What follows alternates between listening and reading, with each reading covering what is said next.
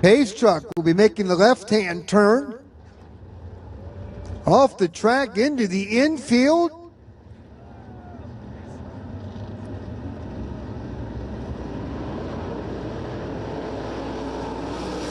Green flag wave. Troy Wagaman grabbed that early race lead. Freddie Raymer into second spot. Anthony Macri third. Here comes Danny Dietrich to the outside of Cameron Smith. Put Dietrich up to fourth. Smith battles back on the inside. That battle may not be over. It's going to be Wagaman leading lap number one. Here comes Freddie Raymer. He takes a look to the outside, pulls back in behind the 27 of Wagaman. Raymer to the inside. Freddie Raymer takes over the race lead. Can he hold on to it? He does indeed. He'll lead that lap. And here comes Danny Dietrich to the inside of Anthony Macri. Macri battles back on the outside. He'll maintain the third position. Dietrich in fourth as Freddie Raymer shows the way. It's Freddie Raymer, your leader. It's the 75 of Cameron Smith. Cameron Smith losing power on underneath the hood of that 75 car. Green flag wave.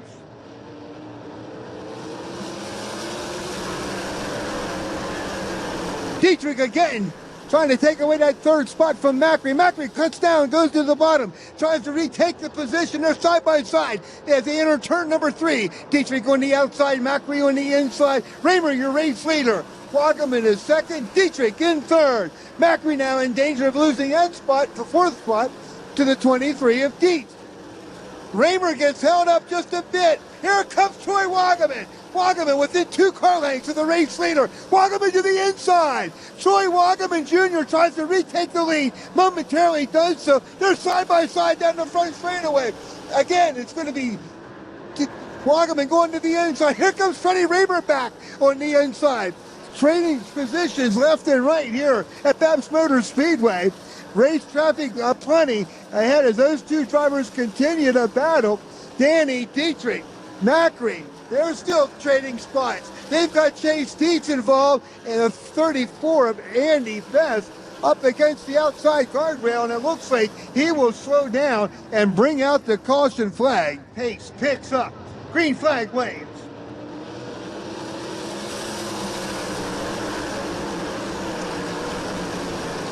Anthony Macri challenges for second. Here comes Chase Dietz to the outside of Danny Dietrich.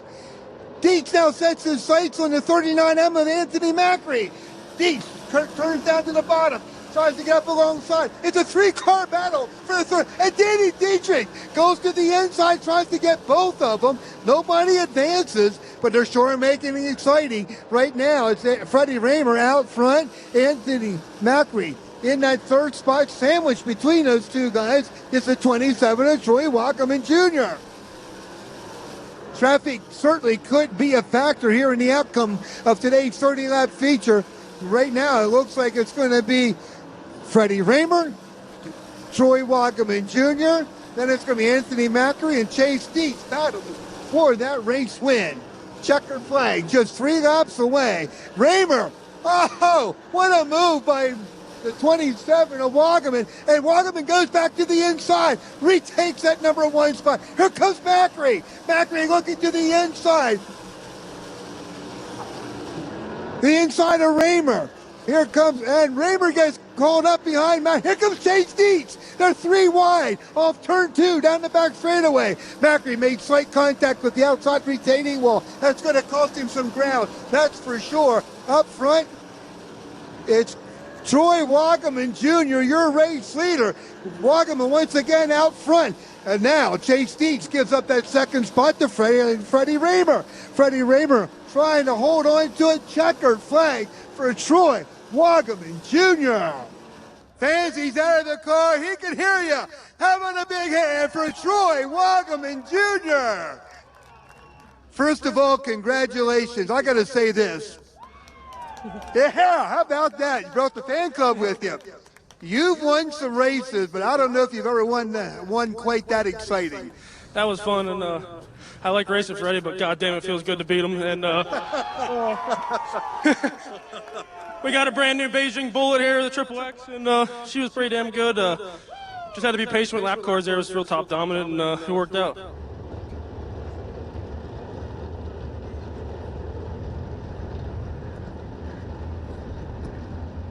Pace truck off the speedway. Brian Wolf and Eli Tuckey get the green flag.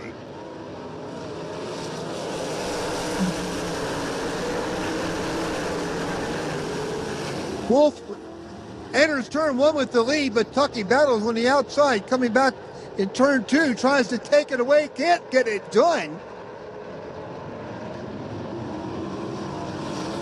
Looks like Cody Fletcher from his sixth starting position all the way up to challenge for the race lead. Fletcher on the outside coming off turn number two. He is your race leader. Got one car having a problem up in turns one and two. Looks like left rear flat tire.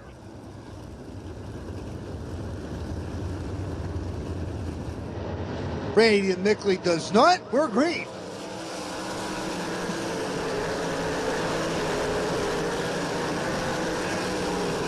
Cody Fletcher going back to work. Fletcher trying to take over that race lead. Had it momentarily using the outside line, still up on the top side.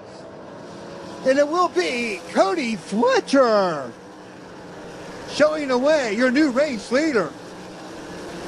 Fletcher started in that number 6 position, and he just worked his way very, very quickly up front and is pulling away from the rest of the field. Cody Fletcher with a 1.5 second advantage and only 3 laps in the record book after starting on the outside of row 3. Fletcher continues to just dominate this event in the early stages.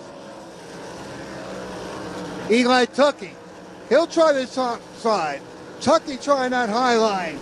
Can he take, oh, it goes to the bottom, coming down the back straightaway and takes it with a runner-up position. Cody Fletcher using an outside line, showing some people what there's something up there. He's making it work. Now it's Derek Locke up to third. Locke maybe going from second, trying to get to twofer, can't get it done, and going to that third spot. Eli Tuckey in second, quite a bit of smoke coming out of the 7W of Jaden Wolf. Wolf continues at speed though. Wolf coming back and tries to go to the inside of Derek Locke. It's going to be Jaden Wolf taking over that third position. That'll put Derek Locke back into fourth. Brian Wolf Jr., your pole setter, currently in the number 5 spot. Over a 4.5 second lead for the youngster out of East Berlin, Pennsylvania. A couple of cars falling off the pace, pulling into the infield. We will stay green. 16 laps remain.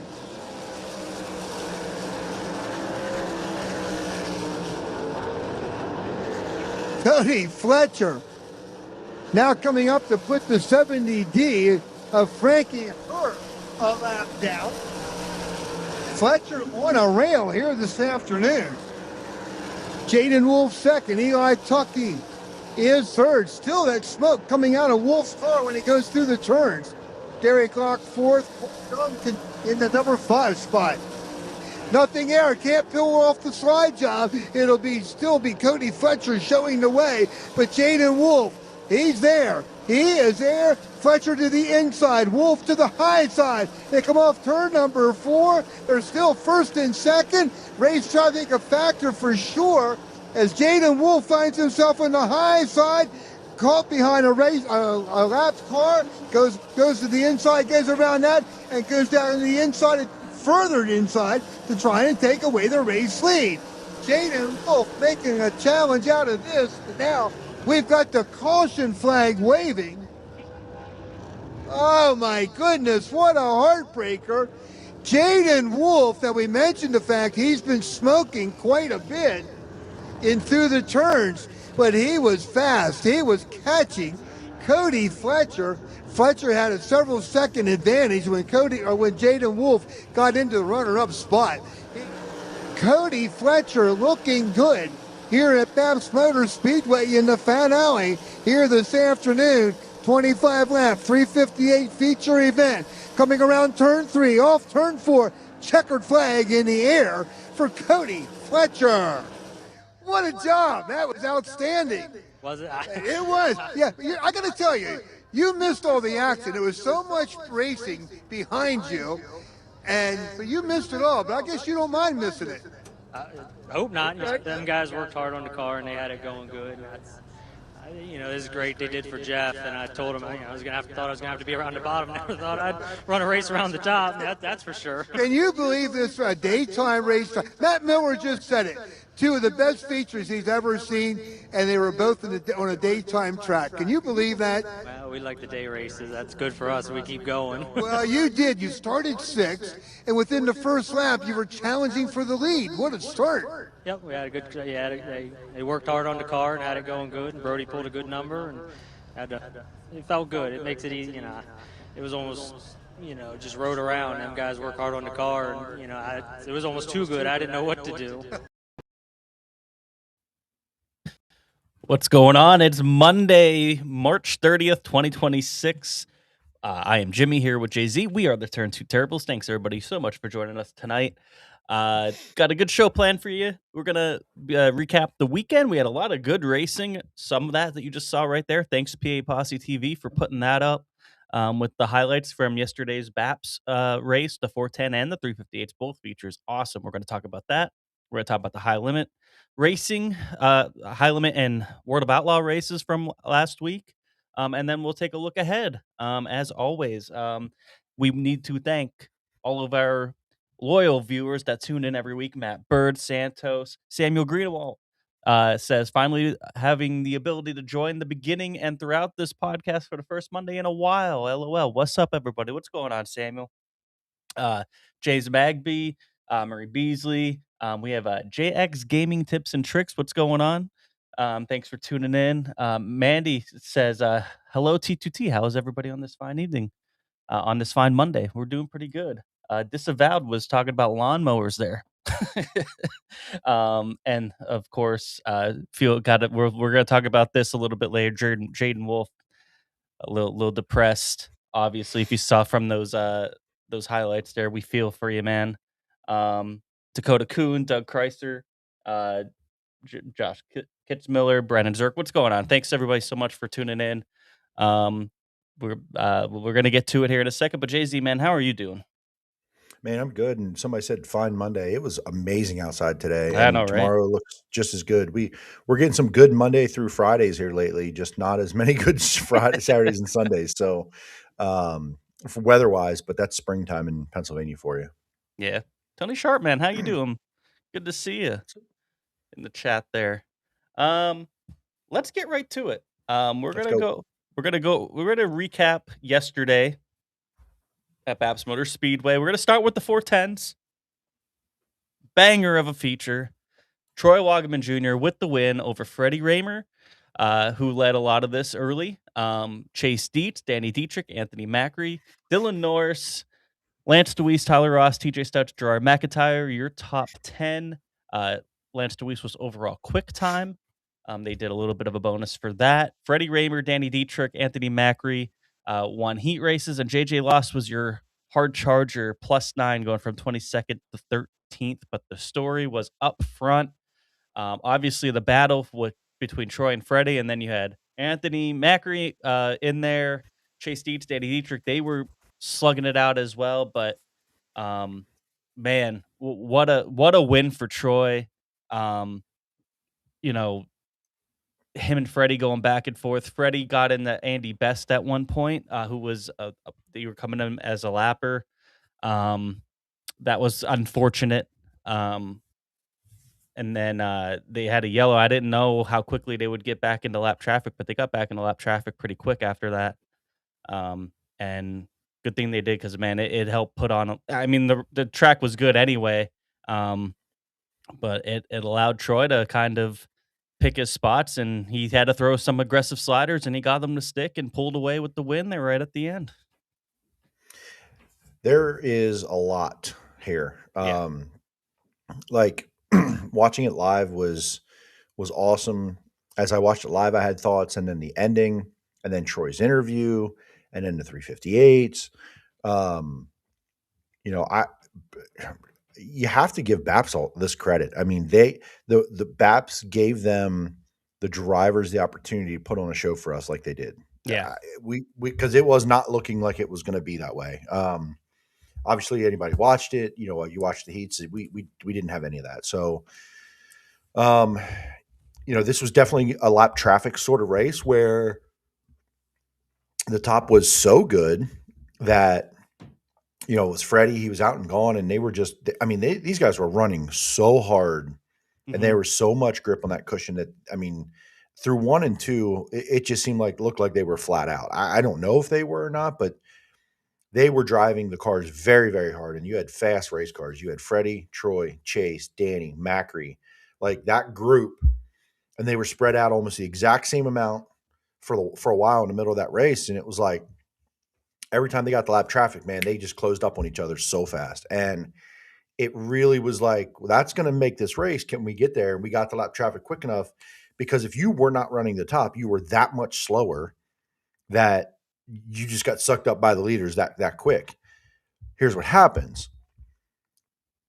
They got to lap traffic. Well, then the lap traffic, when you pass a few of those cars that are on the bottom, and then the cars that are racing each other, you know, you look at like Brett Strickler, Billy Dietrich, you know, the X, those guys were actually running the top too, and they were quick enough that the leaders caught them, but they were quick enough that now it's like, uh-oh, they're in the lane I want to be in. Now what do you do?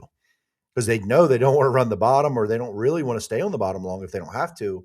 So it was like, you know, like JT Ferry and Cole Knop weren't running the top a ton. So it got to them quickly, but they were trying to get down to straightaways. So it was like trying to get around them, and, you know, kind of just battle through. And, you know, this thing took off and Troy was on the pole, and he didn't look great at the beginning. I was concerned right away when he didn't kind of go to the top in 1 and 2. Well, Freddie drives around him, throws a slider back at Freddie, didn't quite get there. And then it just looked like he sort of settled in, and it was like, well, we got what we got. And all of a sudden, here comes a bomb, a Wagaman, as he calls it. And it kind of stuck. Like, it was enough that it slowed Freddie's momentum down, that it stuck. And then it was just about, like, it was just chaos from there for the last couple laps. And it was like, holy crap, I couldn't keep up. And watching, then Troy sneaks away.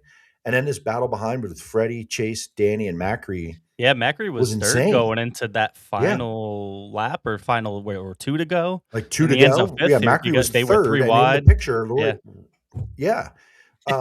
Just insanity. And, you know, BAPS doing what they did created this opportunity for us to see what BAPS is about, because it is. This is what we have seen for a long, long time, and the stuff that we've been talking about for a long time.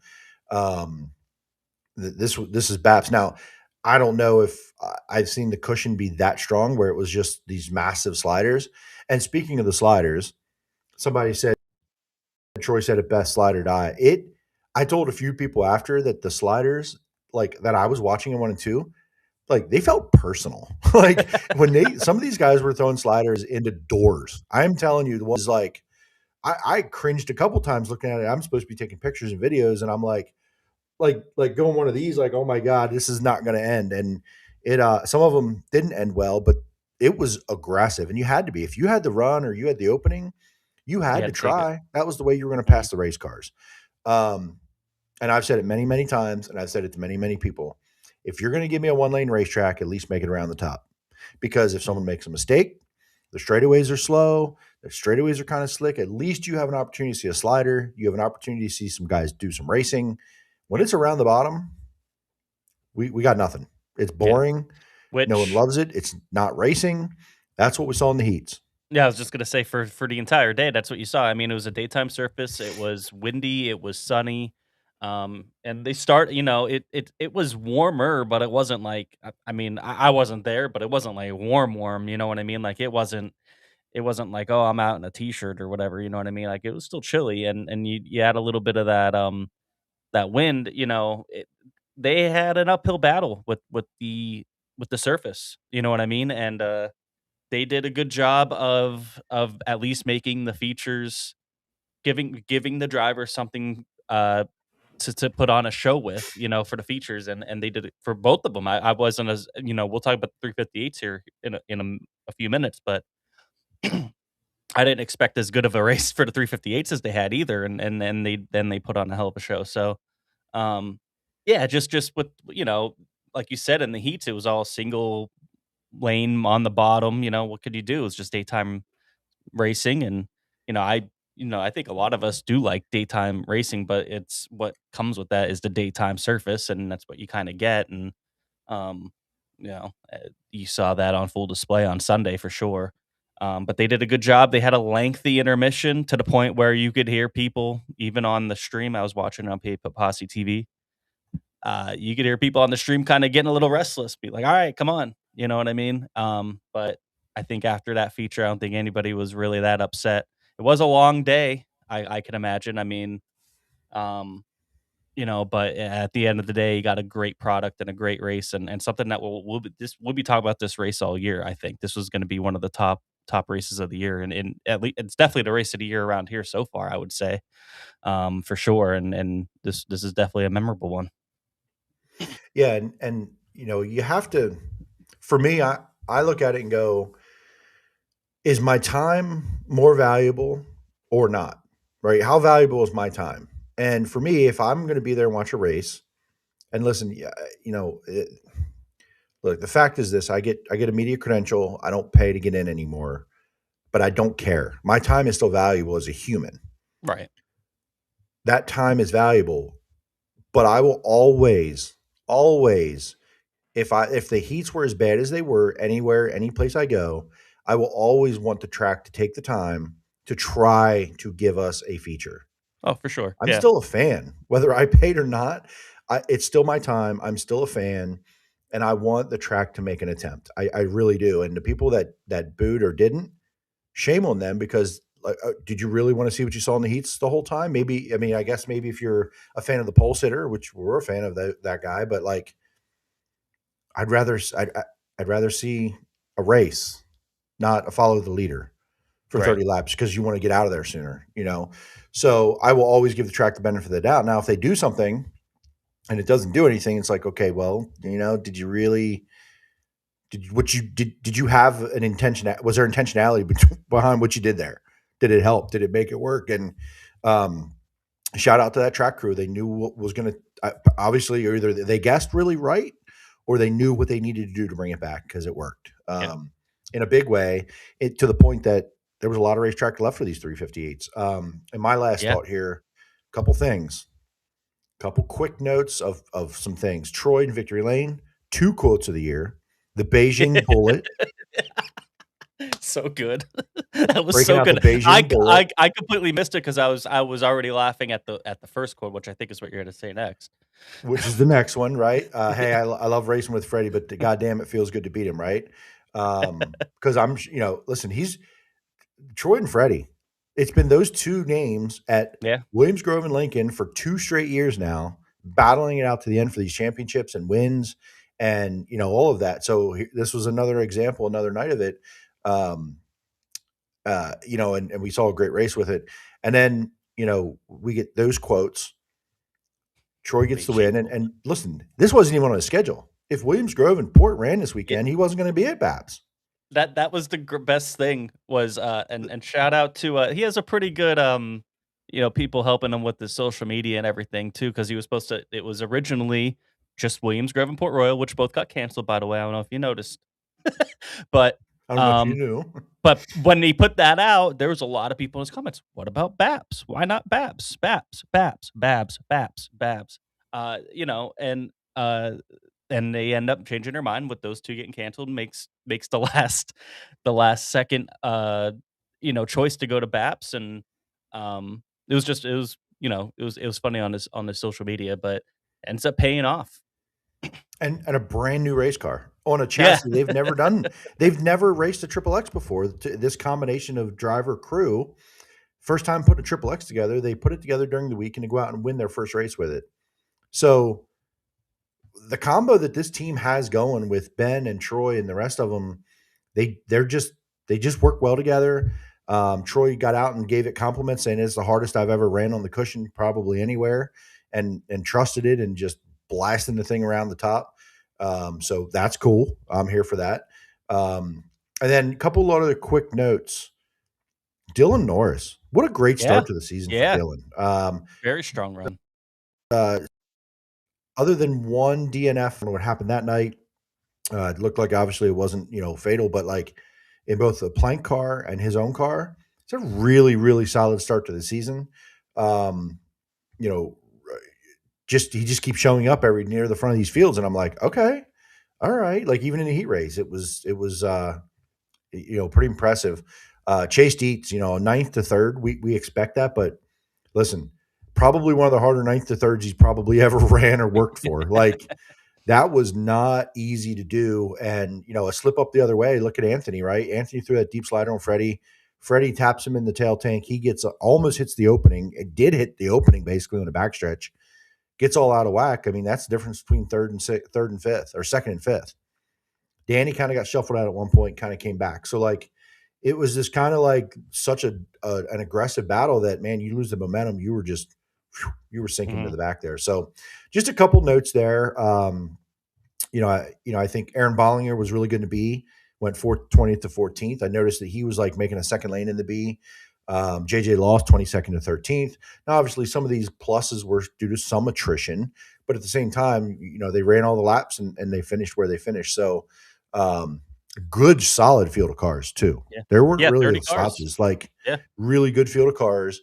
Man, couldn't be happier with what I watched. Yeah. Kyle Moody with a good run, +8, almost hard charger, 19th to 11th.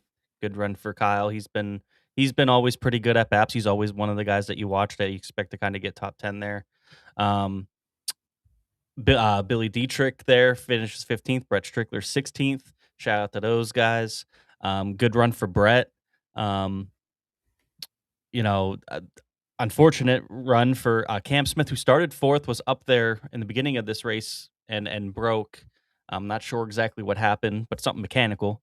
And then something happened between Cody and Brock. I'm not sure exactly what happened in turn 3 and 4, No, but they that both. was Cody Cody got together with TJ Stutz earlier, yeah. But the caution brought out, he did a 360, and they threw that brought yellow. out the first Cody yellow. Going. Yep. And then there was another yellow. The next yellow was both Cody and Brock were parked in turn 4. One was on the top, one was on the bottom, and then they were both done for the day, I guess. And then Andy Best was a DNF. I didn't see Brock stop on that one. Yeah, he was stopped right next to Cody down on the bottom in turn 4. So, and then he got went right back to the pits. So I'm not sure. It didn't look like they were wrecked. They were both pointing the right direction and just parked. So I'm not sure exactly what happened. Maybe if somebody else knows, they could chime in. I honestly thought Cody was broke from the incident before, because he parked. It could have been. He stopped so quickly. I just thought that's what happened, because I didn't even see Brock. So unless something happened there between those two, unless it's just at the same time, I assumed Cody's right front was broken. He didn't know it. Yeah, Dakota said they both stopped and broke at the same time. So it was just when the camera panned him, he had Cody up at the top, right by that opening, going back to the pits, and then Brock was down at the bottom, basically right next to him. So yeah. Jennifer Cool says Freddie helped Andy. Feel bad for Andy Best here to yes, to the 2, 4, 10 races here at BAPS. I was kind of impressed with some of his speed that he's shown, but obviously, I mean, he had that wheelie the last BAPS race and went to the wall, and then here, gets a little bit of help into the wall. Let's just say, turn 2 is always really tough at BAPS, for sure. It's so tight there, and it just seemed like Freddie just pushed right up, and I don't know. I'm not sure exactly. He threw a slider and he cleared him out. Like, just what it is. Maybe he thought he wouldn't be there by the time he got finished the slider, but he just right rear into his cockpit, and I feel terrible for Andy. Like, he didn't do anything wrong. He wasn't out of shape. He didn't do anything wrong, and I didn't love that look. It had the look of Freddie going, "I got to go, brother. Like, sorry, got to go here." So not great. Billy says, 720 with no caution. So the top was so fast. I saw Billy run it a few laps.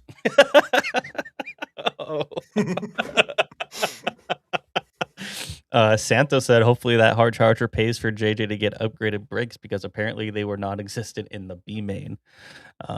Yeah. Yeah, I don't know what happened I there. I don't. didn't get to Yeah, see all of it. I just saw the result, so I don't know. yeah, I know something happened there between him and Givler. They didn't really show it I on mean, the stream. They ended up. yeah.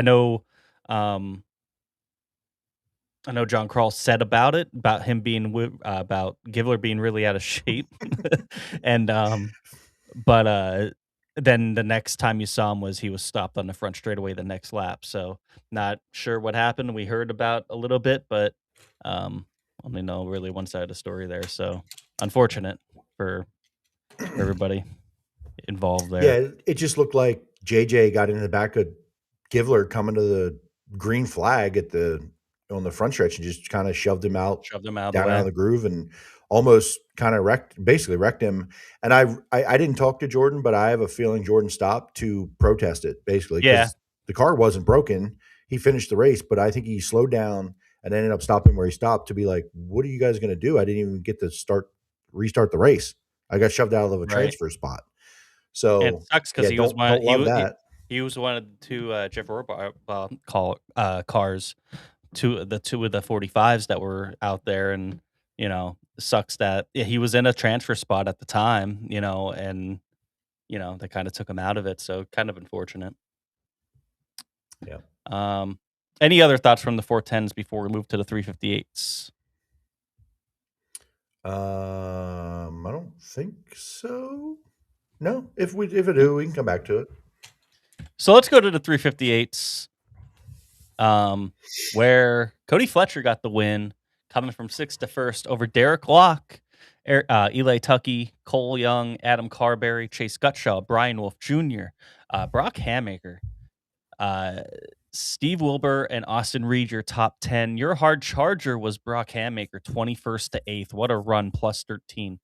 Your heat race winners were Brian Wolf Jr., Steve Wilbur, and Tom Sensteny Jr., who ended up finishing 20th. Finishing 19th there is Jaden Wolf. Man, he was fast, hooked up. That thing was smoking for a while and then just let go with about 7 to go, I think, going into turn 1. As he was right on the tail tank of Cody Fletcher. Cody came out of, he was a bat out of hell. Pretty much by the first lap, he was already challenging for the lead coming from 6th. He ran that top and once he was there, he was going to be hard to catch. And they got a little bit lap traffic, and Jaden Wolf got himself up there. I mean, he was 13th. He was up to 2nd and looking for the lead. Derek Locke was really fast. Cole Young was pretty fast. He was running up there for a while, and so was Adam Carberry. Eli Tuckey with a good run. He kept himself up in about that top 3 all race. So it really, really fun 358 feature. But in the end, it was Cody Fletcher getting out to that lead, holding on to it, running that top. I mean, before this race started, I think I was talking to our buddy Jim Tenorelli, and we're like, who gets off the bottom here? You kind of just figure 358s, it's a second feature. They're going to just run the bottom. Well, a lot of people ran the bottom, but the fast line was still the top for the 358s, and it made for a great, fantastic race. You had a lot of movers here, a lot of guys that could pass. Yeah, I mean, I can't explain it much better than that. I was a little apprehensive to think the 358s, the drivers and teams would go up there and find it. But the people that did go up there were the ones I expected to go up there, and Right. there was clearly a lot of grip left because I mean the amount of speed they could carry when they got it right, and could just gain on another car and just blow past them like they were sitting still, was very impressive. And I'll tell you this, speaking as a fan and speaking, obviously that's all we are, someone who's watched this division a long time, this kind of surface and this kind of track helps these drivers improve more than any other surface that you can give them. Because more often than not, we see at Lincoln, it's bottom, bottom, bottom, bottom, bottom, bottom, slow, round the rail. More often than not, they're not learning, they're not getting better that way. And some of these younger kids, if they have aspirations to move up into the 410s, they're going to get racetracks where there's a cushion. How are they going to learn to do it? And then these 410 drivers have the respect for them coming in How are they going to learn to do it if they never have a track to do it on? That's my Right. thing here lately is like, what are they learning going slow and slick? Yeah, they're learning a skill, but okay, you got it. Let's see the other side of it. So, like and listen, it was the far way around in 1 and 2. It was up there. Mhm. And it still was that much faster. And, Cody Fletcher's not a guy to run the top. He's just not. That's not his strong suit. He doesn't do it a lot. But damn, he went up there and that thing was a slot car. It was a rocket ship. We know, Jaden and Chase Gutshaw and Cole Young and Adam Carberry has a lot of experience. They Mhm. can run the top. There's some others in there, so forgive me. Like Steve Owings, he has the experience.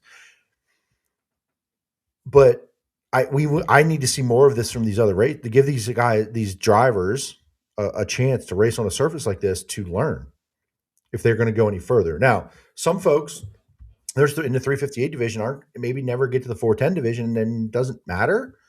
But I think in this field, in this division, and the long term health of that 410 division, eventually where these drivers want to go, we need to have these surfaces where they can go do that and make a mistake and learn and or succeed and go, oh, I got to okay, I know what to do next time, right? A guy like Eli Tuckey, how many times has he got to race on a surface like that in his young career? And go up and bang the wall. Yeah. Not many. Yeah. Even Williams Grove, it's not really a top per se. Like it's out there, but it's not the top against the wall. What track do we have for these cars where they go run the wall? Yeah. Port Royal, and they get there once a year. And once a year now. And if it's before, and before it was, I mean, for years before that, it was only if you threw a 360 in. You know what I mean? Right. Like, so I loved everything about what I watched. And okay, so I'll talk about Brock Hammaker quick, right? Followed Brock through his career last year with the Sportsman. We've had Brock on here. We've talked to him. I did the pit walk. I said hi to him. So I didn't know what to expect. He drew the 9 pill, which means he was going to start in front of a heat race. Well, they pushed the car out for motor heat and it does not fire. Ugh. Misses hot laps. So he has 0 laps in a 358. He's supposed to start in front of a heat. He opted for the rear in the heat race. Yeah. So went out there, got his feet under him a little. Obviously started 21st here. Got out of the B main, got in, and we talked last night, and he said, talked to Dad and said, I'm going to run the top. Dad said, no, you don't need to go run the top. Damn it. Like, no. Well, race got going, got started, and he accidentally got up there because just the way the corner went, he got kind of moved out there, and he went up there and found it and went, ooh, that was really fast. Well, now you see the result. 21st to 8th, and he got better as the race went on. He was passing some really good cars. I watched him go by the 45, the 28, the 34X, and the 59. I watched him drive around them. There's some experience there. A lot. Really good start for Brock. So super encouraged at watching him kind of come through last year in his Sportsman days, and literally the first laps in a 358 were his heat race. No That's practice, insane. no testing, nothing. I mean, he ran there quite a bit in the Sportsman, so at least he's been on the track before, in something sort of similar. But yeah, that's crazy. It was super fun to watch, and there's a lot of cool things from this. Like Cody Fletcher, man, 2 wins already this year. Last year he got their first. He picked up his first win at this race. Didn't win the rest of the season. Comes out here in 2026, wins at Lincoln, their first week. Wins at BAPS for the BAPS 358 opener. What a start for Cody.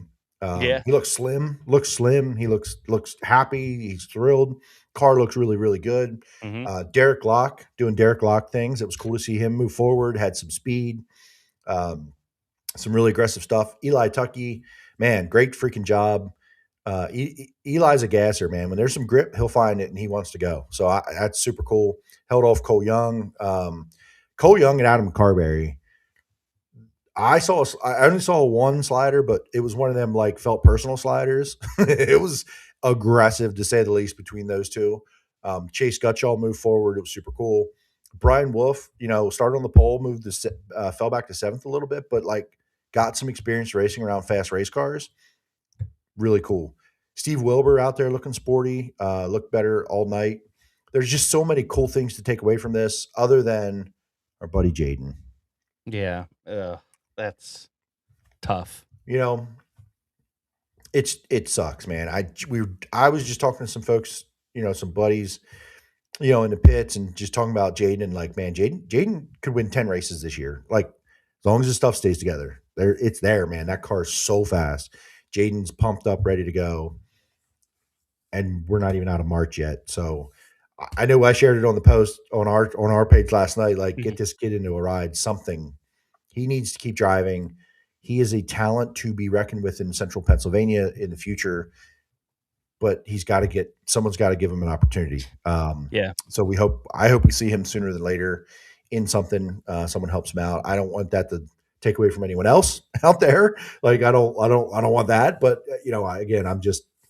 he's a guy that, man, all the talent in the world. We just gotta keep him on the racetrack. If that motor could have just held on a couple more laps, it probably was going to be toast anyway after that feature, regardless. But at least maybe he would have been at least celebrating victory lane. You know what I mean? Yeah, and I think it was smoking for a while. Watching the highlights, I didn't realize he was that close. To taking the lead during all that. It was cars everywhere, and I kind of lost track of who was where, and I knew he was moving, but holy shit, I didn't realize he was there. And he was there for a little bit too, you know what I mean? Like, for a couple laps, and yeah, he looked fast, and you could just see, like, there was times where they had when they would show, and he was just closing car lengths up going into the corners at times. Yeah. Really, really impressive run by Jay, and it sucks though that motor let go, and that's what happened.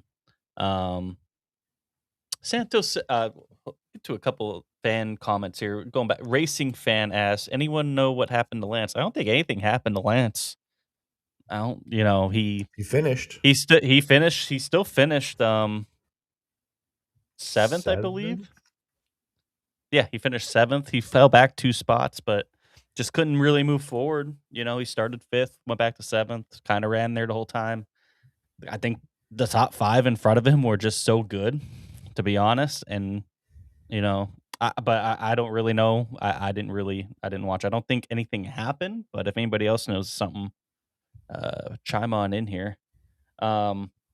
Santos says, what's crazy is what if Brock doesn't opt for the rear in his heat and makes the redraw? Well, then maybe he doesn't learn anything. Maybe he doesn't learn what it took to pass those cars and everything. You know what I mean? But yeah, you never know if he would have been able to start up front. Who knows? But I don't. Coulda, shoulda, woulda. I think this is just as valuable of him starting in the back there, learning some different surfaces there, and I think he did the right thing. You know what I mean? Aunt Bay, this is Cody Fletcher's the new king of day shows. Shout out Aunt Bay. How about the 45 of Tim Wagaman? The Shane Smith car, formerly the 00 that was run by Kyle Spence. Now Tim Wagaman in there, and the 45 in the Jeff Rohrbaugh tribute car. Looked awesome. Great paint scheme. Awesome, fantastic job by BAPS and everybody for doing the tribute all day long. It was really awesome.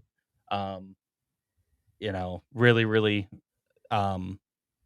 just a really, really good day, it seemed like. And but it was good to see that car out there and see not just the car, but also Tim out there. I'll tell you this: the one thing that I don't know if the cameras caught or was on TV. Jeff came down to victory lane with Troy, and he sat there. They kind of wheeled him up close, and to Troy, and he goes, "Now that's a sprint car race. Like, holy shit, that was good." He was so pumped up, man. It was so cool. Jeff was so excited, and he was hyping up Troy and the show that he got to watch, like all of us did. And yeah, man, he was so excited in victory lane. It was awesome. Yeah, that was cool. Yeah, it just seemed like an all around awesome day. Sensini Racing, Tom Sensini, who started, like I said, he started up there in the top 5, looked pretty decent early on. Dude, he won a heat going away. Yeah, he won a heat going away. He looked awesome.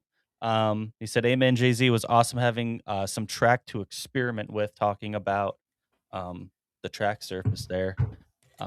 Tyler Koenig also says, "I'm so excited to have 6 more races up there this year. Thank you, BAPS, for giving us 7 races. Man, if the next 6 are anything like that, that's going to be awesome, and they're going to be must see." Tyler Murray, when are you getting a ride in the 2-seater street? Oh my God, 2-seater stock Jay-Z. That's like a tongue twister. I was watching it at home, and I'm like, man, what do I need to do to get in there? That's Um, awesome. I want to do that so so bad. yeah, I would absolutely do it. And man, my computer is lagging so bad. Am I good on connection? Yeah, you seem pretty good so far. It did spin. I think was it Okay, it's just like lagging out. I might have to I, restart my computer. I think they said Gary Ferguson was in the one, and is that when it spun out? They did a 360 in turn 4. Yes, Gary was in it when it spun out. Yeah, yeah, he was in it when it spun out, and he was loving it. He had his Yeah, hand out the yeah. Oh window, like, yeah. He was "Yeah, yeah, let's fist bump. go." He was hyped. That was awesome. Did the camera catch Jeff roll out to the fence and salute the field? I don't remember. I don't believe so. But they did show him in victory lane there with Troy. They did show that, and so I'm taking pictures and everything. So that was cool. Oh, good. Yeah. And they showed a lot of that, a lot of the interview that they did with him out on the front stretch. Also, they did one with Tim back there as well. Yeah, it just seemed like an awesome day. It was a long one. Don't get me wrong. You know, it was worth it in the end, but I was watching that, and I was also watching on the side the NASCAR race. The NASCAR race started an hour later, and then ended right when the 410 feature ended. So it was a long day, but I mean, they did everything that they could to make the best out of a not ideal situation. They did a fantastic job and knocked it out of the park. All I have to do is go down and sign up. Well, I'm going down and signing up then because I want to do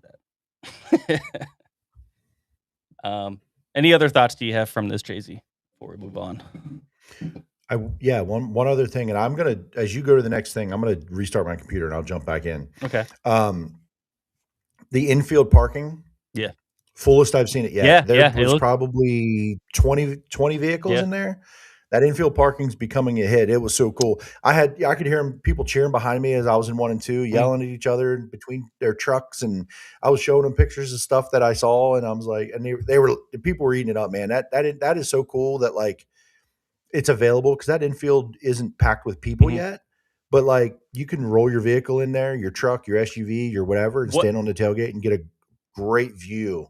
What it looked like there was there like either like a flatbed or like a dump truck sort of type of car that they had down towards maybe it looked like there was a bunch of I don't know what it was. I couldn't tell exactly, but it almost looked like a flatbed or something in there where they had a bunch of people on it. They kind of like made their own little makeshift thing to sit on. The more it goes on, the more because there's things that I think of every time I do it. Usually I'm one of those trucks in there. So and it's awesome. I love it. But yeah, it did. It looked really packed. It's awesome. Yeah, it was cool. Very all right, cool. go All start right, it. I'll be right back. Autumn says, I know next time I'm there, I'm parking in the infield. Hopefully gives me a different scene to shoot. It will. I mean, I know there's a lot of people that, you know, maybe aren't necessarily media credentialed or whatever, and you know, but just want to take, you know, just kind of take some pictures for themselves and try it out. And that's a good spot because if you have a truck at least or something that you could stand on, you could see over the fence and see the entire track and get some good shots. And not just that, just as a fan, you get to see everything. And it's awesome. I love it. And I do wish that maybe we could figure out a way to do that at more tracks because I would do it. I would pay $20 every time. Well, just about every time to do it. Did I see the champagne shower in Victory Lane? I did. Oh yeah, there goes. Magby says that was Ricky Hockenberry work truck flatbed with the sides. Okay. All right. Good. I thought so. I'm like, that's a great idea. I mean, they had like a whole thing going on. Telling you, it's awesome. All right. I did not see the I kind of saw the champagne shower in Victory Lane, or lack thereof. There was uh, I think Jeremy actually is like, oh, because I wasn't sure why Troy got his car got towed out of Victory Lane. I guess because of a flat right rear, and but it was all that laying there in front of the car. And Jeremy's like, "I don't know, it was maybe the motor was puking something." They're like, "No, that was the champagne shower." So, that was funny though. It was cool. Alright. We're gonna go to high limit here. Tuesday night, talking about another really, really good feature. There was a lot of really good races this week. Um, but Tuesday night on Flow and also on FS1, um, live, was high limit at Vado Speedway Park in New Mexico, where Aaron Reitzel got the win over Tyler Courtney, Ryan Timms, Brent Marks, Chase Randall, Logan Seavey, Tanner Thorson, Cy Lynch, Kerry Matson, and Giovanni Selzy, your top 10. Your quick time was Aaron Reitzel. He also won a heat race along with Tyler Courtney, Cy Lynch, and Danny Sams. And your hard charger, who, man, if he had like 3 or 4 more laps, was probably winning this thing. Ryan Timms from 10th to 3rd. Um, some really good battles here. Logan Seavey, he ends up finishing 6th here, but he ran really well. He started second. For a while, it was the 87 versus the 87. Between for a portion of this race, and then at the end, it got really really racy, and you had a lot of battles. And here comes Ryan Timms, just absolutely ripping the top, um, right there at the end, and he ends up getting third. Um, but like I said, if he had maybe 3 or 4 more laps, he might be winning this thing. But Aaron Reitzel was the class of the field pretty much all night. Um, and I thought it was a great race to one of these 5 or 6, I believe, that they're showcasing on FS1. Um, and I thought this was a great. Oops, sorry, Jay Z. I thought this was a great representation of the sport and a great one to show to fans who maybe, one, don't have flow racing, or two, just don't watch sprint car racing as much, but maybe are NASCAR fans or F1 fans or whatever, motorsport fans in general. Get to go and see a race like that. And I know for me, I'd be hooked. You know what I mean? Looking at I saw some of the TV numbers, and they got it was the same amount of people that watched on Flow that watched on FS1, which was like 90,000 apiece, which is, seeing that number also goes to show maybe a little bit into that charter agreement. I mean, 90,000 on a Tuesday night, that's crazy for a streaming service, but then 90,000 on a cable television network is pretty good too. So, um, but anyway, just fantastic race. We're talking about Vado on Tuesday night. Jay Z, what were your thoughts from this? Um, I had it on Fox. I could have had it on Flow, but I turned on Fox. I wanted to get that rating for that. I guess it really didn't matter. I think last year I had it on Fox on my TV and Flow on my phone. I didn't have that this year, but um, good race. A really, really good race. I think the track prep made it kind of weird where the bottom got really good. Yeah, Moisture came up or whatever the case may be. So the cars looked all kind of balled up and tight, and lap traffic was kind of crazy, but it was still really, really good. And High Limit has had some fantastic racing this year. They yeah, really, really have. So I think I saw some stuff on X with race director and like panicking, making sure they got it in the time window, and they just got it in the time window. For TV, it fit in just right. They really did a nice job moving along and making it. You know, they still had built some value in. The High Limit way, and then the racing was really, really good. So, man, I don't think there's a whole lot to complain about. no, no, everything was no. I like I said, like I was saying when you were coming back in, I think it's just a great representation of the sport to get it out there. And high limit race, like I've been saying it pretty much since they started, but especially the past year, yeah, I just think the racing is so good. There's a lot of parity, you know. just, I don't know what it is, but it just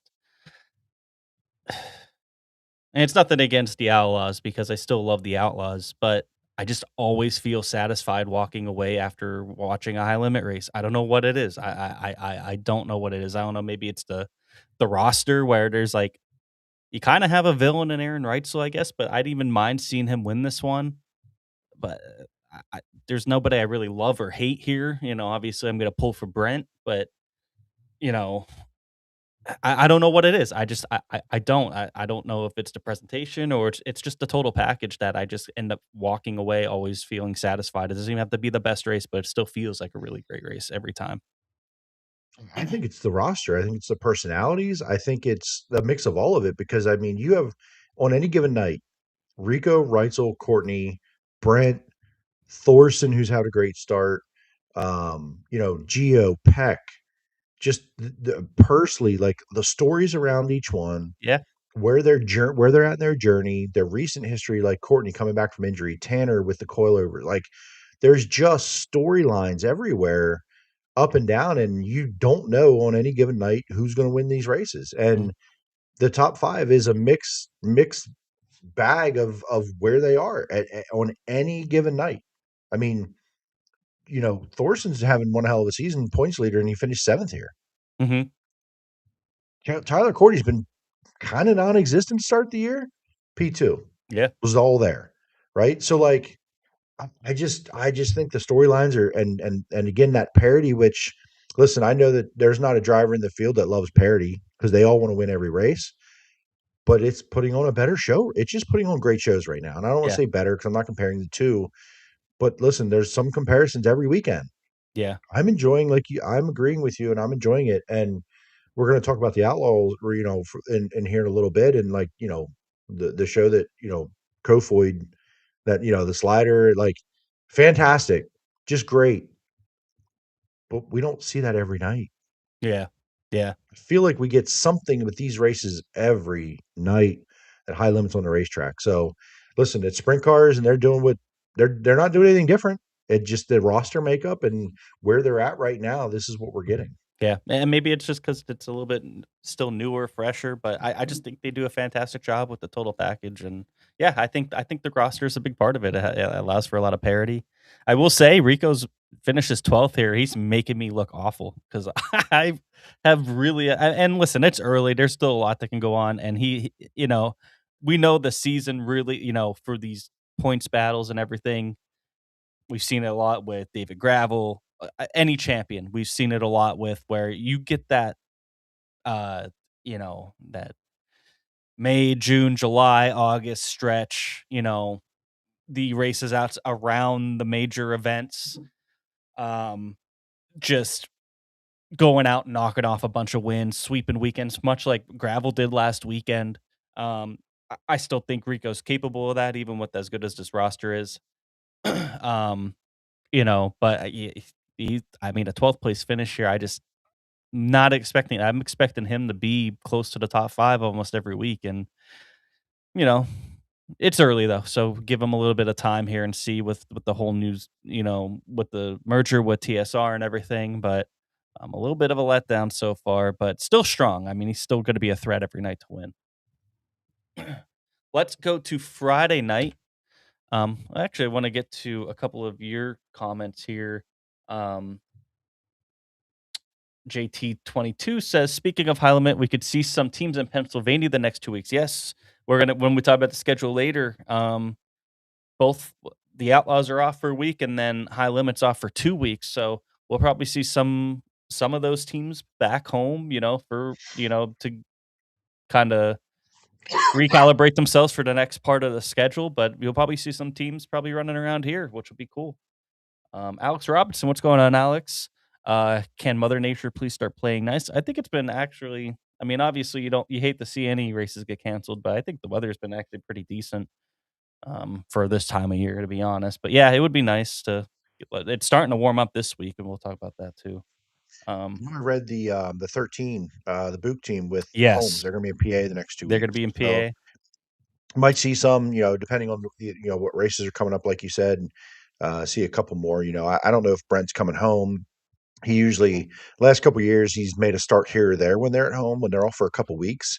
Sometimes he just sat it out. Hmm. But wouldn't surprise me at all. Like Brenham Crouch, Yeah. um, Brent. We've seen some of these other guys travel a Sky little bit. Lynch, maybe, who Like knows? Gage Polkerbeck has come Yeah, I to don't know. Central PA. Yeah. We've seen the 55 here with Schoenberg Hmm. over time at Port Royal. So, You never know. Yeah. wouldn't surprise me at all for sure.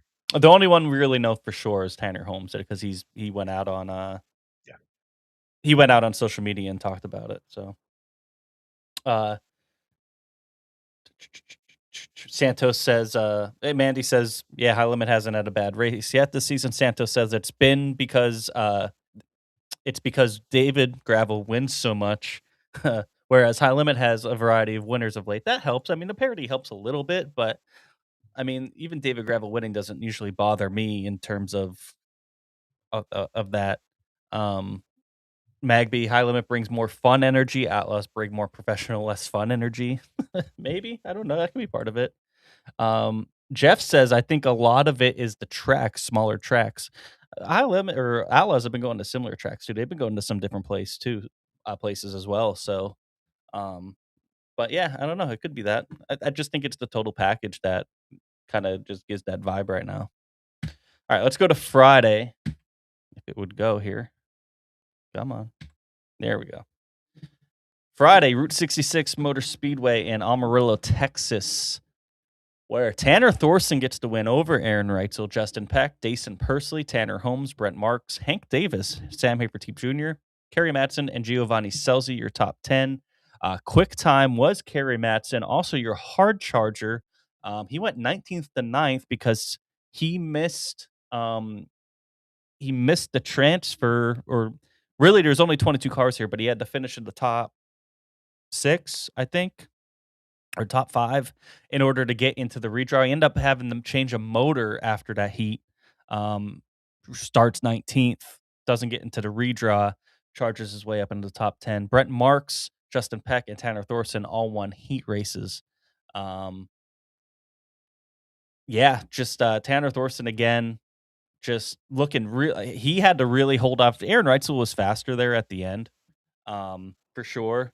But Tanner was doing a great job through lap traffic and just kind of, and he even said, he knew he had to aero block him basically and just kind of run enough to where Reitzel couldn't get a good enough run on him to pass him, and he did his job there, and he did a fantastic job of it. Tanner's been super impressive. We talked about it pretty much since the jump, and he's just continues this. Another week of this and getting another win.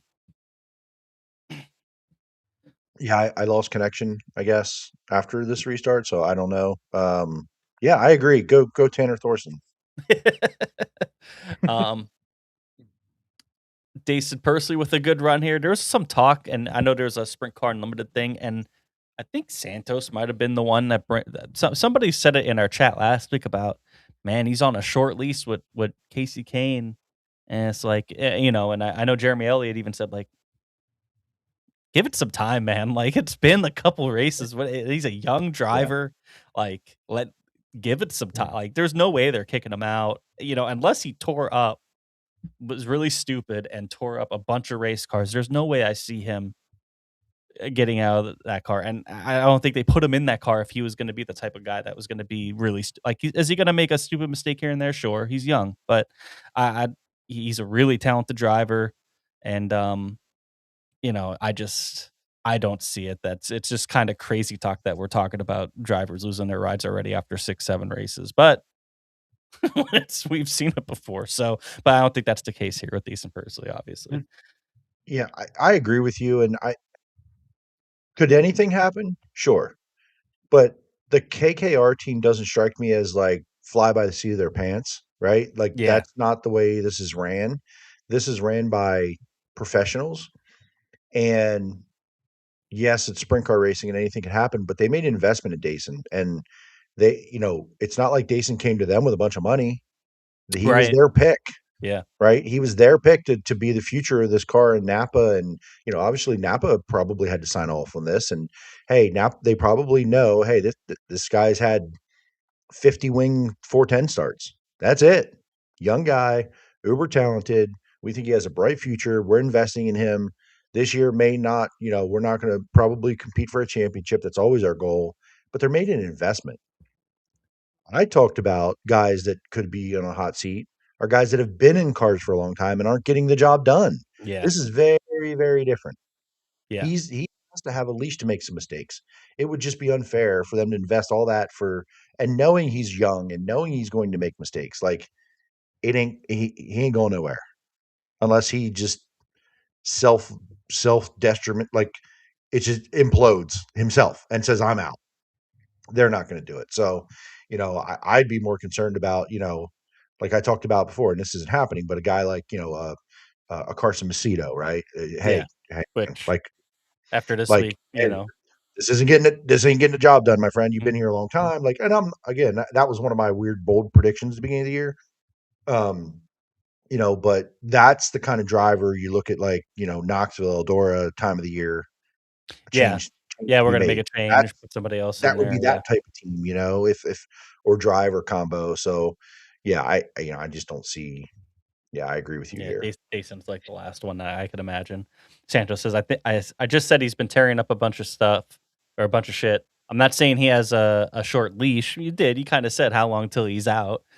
But that's now 3 or 4 torn up race cars. Yeah, but I mean, it's not like it's not like that 9 car is going to be hurting for money or for cars. You know what I mean? Like they're definitely well equipped and have been here before. And honestly, out of those wrecks that he's had, I can only think of one where I could think of like that's like his fault. Like the one he got pushed up into the wall.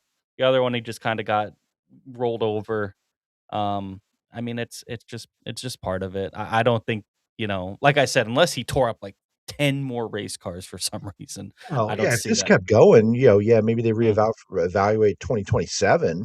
But at this point, it's like, okay, have you progressed? Have you gotten better? Have we gelled? Do we have the right people around you, right? Like they're making an investment in him. mhm.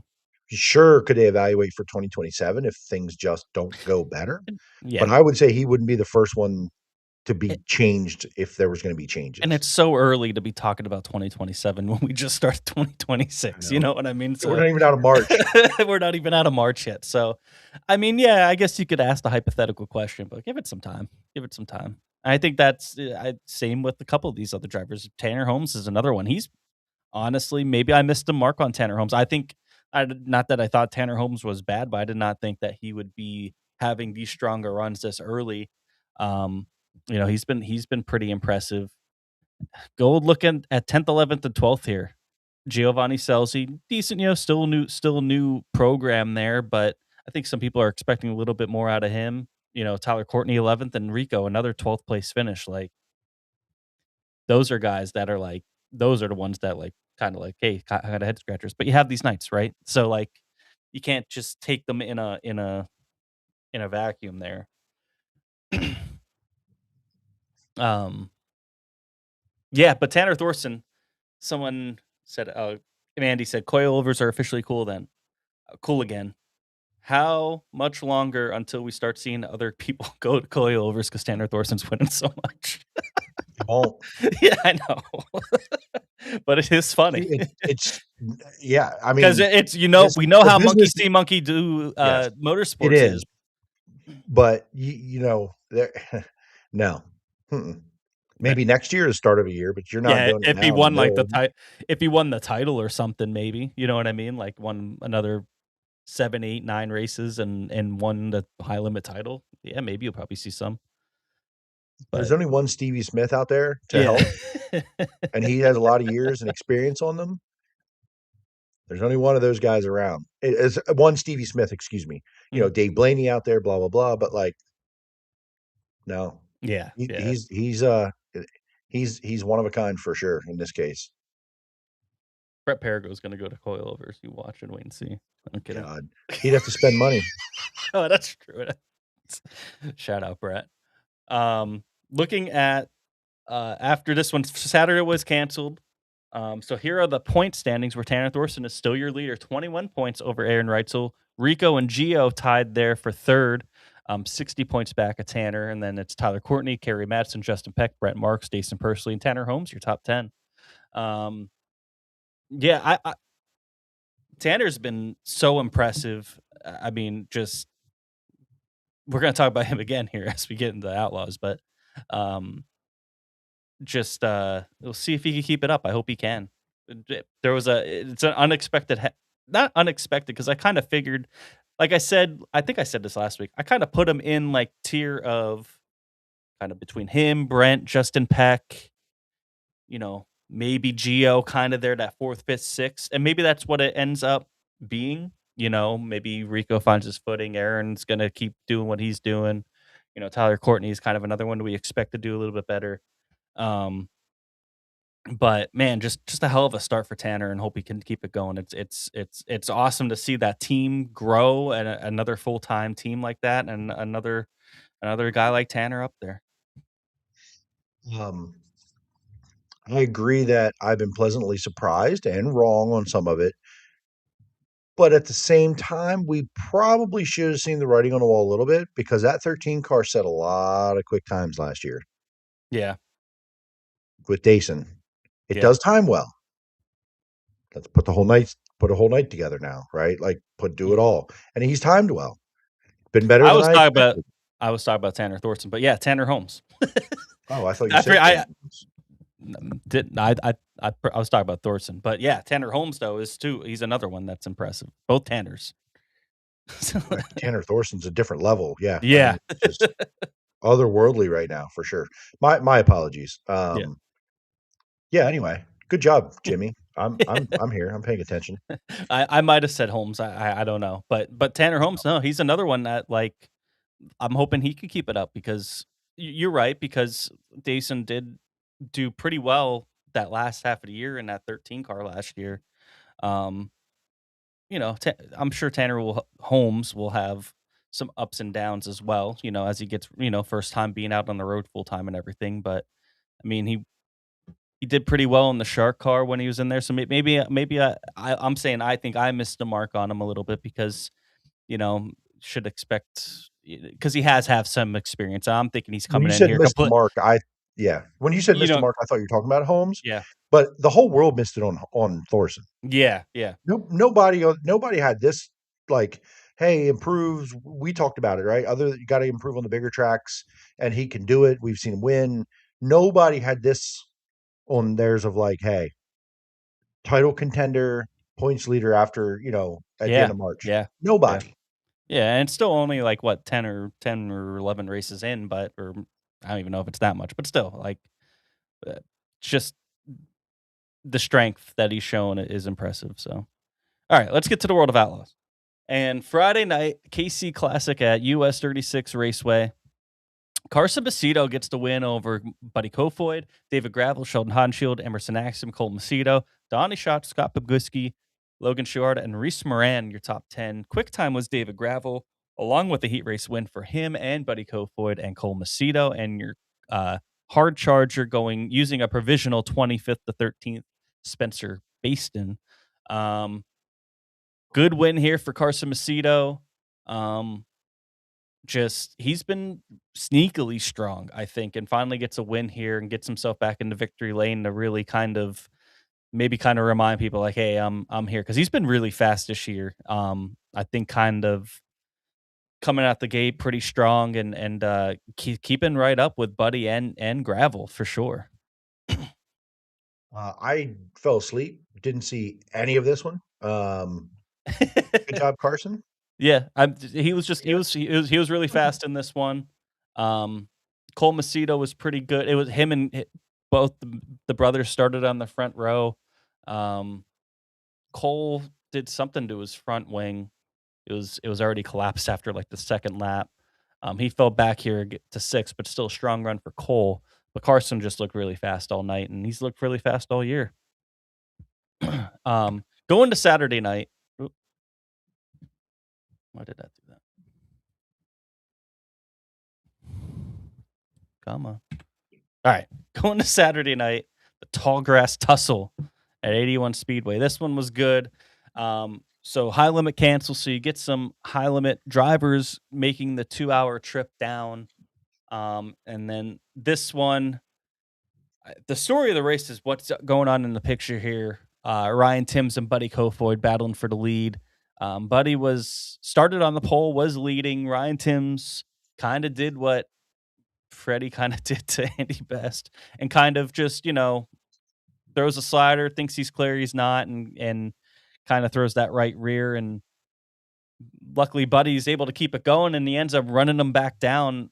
To Ryan Timms at points here was 5 seconds ahead of Buddy Kofoid, and Buddy used lap traffic and ended up re-catching him and makes a last turn pass, or a last lap pass basically to win this over Ryan Timms. Cole Macedo was got a podium. Carson Macedo, man, 22nd to 4th, plus 18, hard charger. He was on an absolute run. Donnie Schatz, David Gravel, Garrett Williamson, Logan Short, Brent Marks, and Sheldon Hansfield, your top 10 heat race winners were Cole Macedo, Donnie Schatz, David Gravel, and Bill Baylog. And David Gravel was also not just quick time, but also set a new track record. Track was really bumpy.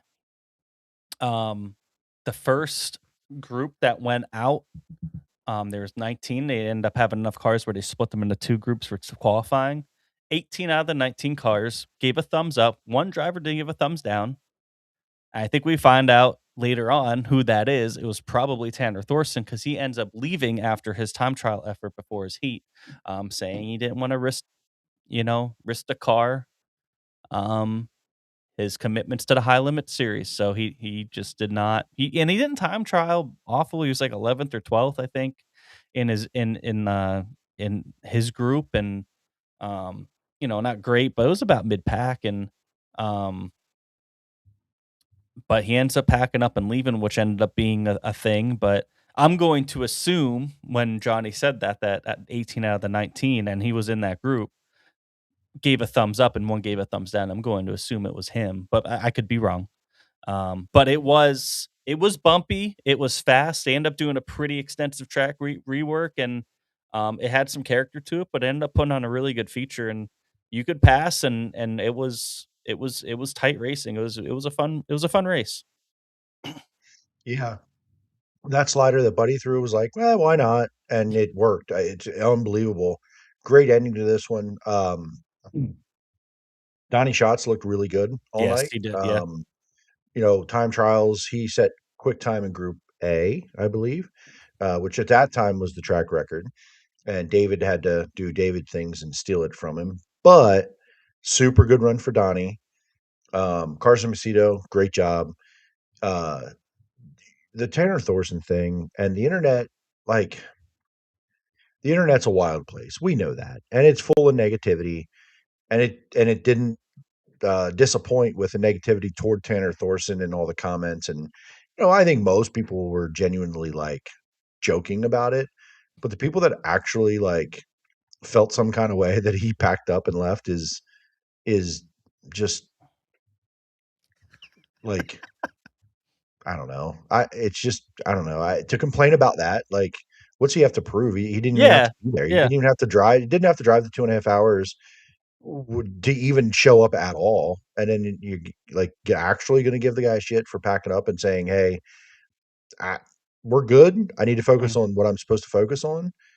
We came here, and if everything was, whatever, it's his choice and absolutely his right to do this, because this race literally does not matter Yeah. to him It was cold and and them and that windy. team. It was cold and windy. It did not make for ideal track conditions, for sure, and that definitely factored into it. I'm sure, you know, I think the only thing you could kind of say there is, hey, you kind of knew what the weather was going to be when you went there. You knew it was going to be windy and everything, but you probably don't expect, if there's not a big hole there in turn 1 like there was, maybe it's not as bad, you know what I mean? So he made a business decision, and I don't blame him. And again, if he would have qualified in the top 5 of his group, then it would have been really weird, because then it's like you kind of have a shot here, but once you qualify kind of mid pack, then why are you going to go there and try to get something tore up? I totally get it.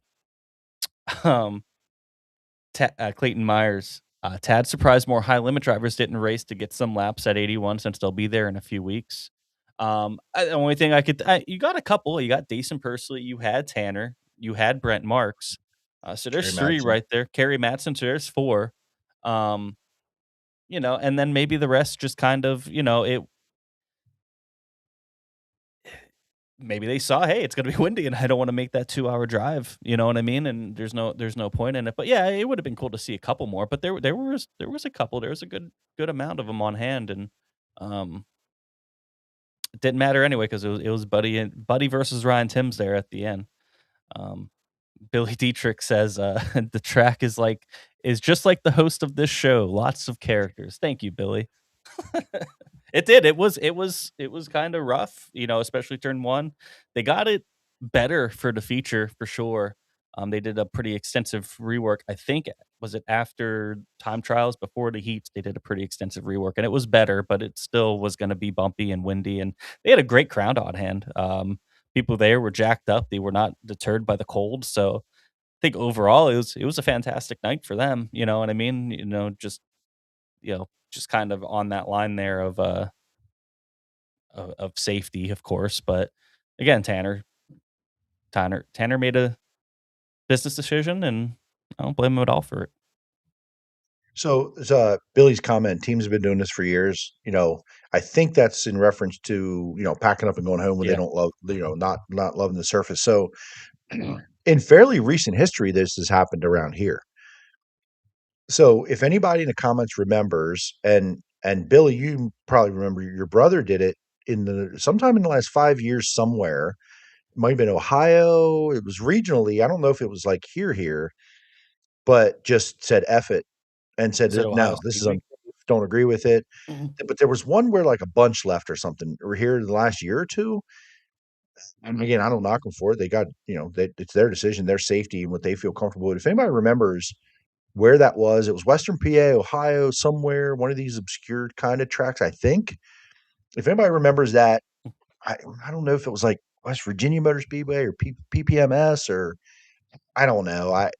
Someone's going to remember this and bring it up, but there was a couple of these examples over the last few years here and there. It was kind of like one of them deals where it was like you didn't have to be there, made the trip, and it was real shitty, um, dry, or man, what was that race? Oh, I think Billy might have been there. That one that was like crazy dusty, couldn't see anything, unsafe, bad. Shit, recently, Lima Land. I was I gonna say remember Lima Land. Lima Land was one of one. them where I think people drove out. There was one. Was it last year? Or the year before? It was around here. I can't remember which track, but it was like rainy, and we're kind of like dicking around, seeing if we're gonna get it in. And it was awful. Like it was just kind of shitty. And teams started packing up and loading up, and just like, well, I guess that made the decision for the track because once they start seeing a couple people drive out, it's like, oh, and then now we're gonna cancel because at the time they weren't gonna Seen that, cancel. seen that. Yeah, And so that sometimes it speaks volumes. yeah, yeah. If anybody remembers any of those in the comments, it'd be funny to revisit that. Like again, I hear it, and you're just like, yeah, I don't blame them. If it was that bad. But what, like bumpy, rutted up, or muddy? I don't remember what it was. I thought there was one with like major dust somewhere that some teams ran, but then a couple left or something.